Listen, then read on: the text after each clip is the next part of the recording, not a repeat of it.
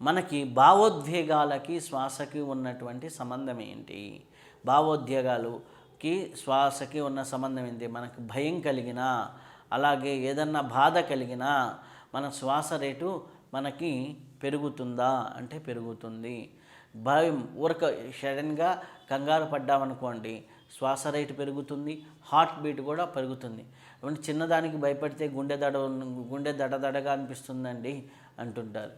So ఎవరికైతే శ్వాస rate పెరుగుతుందో ఆటోమేటిక్గా వాళ్ళకి యాంగ్జైటీ ఇష్యూస్, ఆందోళన, కంగారు ఇవన్నీ కూడా ఎక్కువ ఉంటాయి. దానివల్ల వాళ్ళ కాన్ఫిడెంట్ లెవెల్స్ ఇవన్నీ కూడా తగ్గుతూ ఉంటాయి. ఇప్పుడు ఇంటర్వ్యూకి వెళ్ళినప్పుడు కంగారు ఎక్కువ పడ్డారనుకో కాన్ఫిడెంట్ లెవెల్స్ కనిపించవు.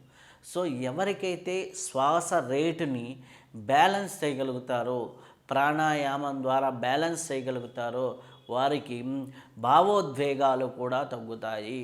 వాళ్ళకి భయము, ఆందోళన, యాంగ్జైటీ అంటే ఒకటి ఏదన్నా జరిగినప్పుడు ఒకడు భయపడే స్థాయి, ఇంకొకడు భయపడే స్థాయి ఇద్దరు వ్యక్తుల్లో కంపేర్ చేస్తే డిఫరెన్స్ ఉంటుంది. ఎవరికైతే శ్వాస నార్మల్ అవుతుందో వాళ్ళల్లో యాంగ్జైటీ లెవెల్స్, భయము, ఆందోళన విషయాలన్నీ కూడా నార్మల్ అవుతూ ఉంటాయి. కాబట్టి శ్వాసని నార్మల్ చేసుకోవడానికి ఉన్న ప్రక్రియ ఏంటి అంటే శ్వాస రేటును బ్యాలెన్స్ చేసుకోవడం.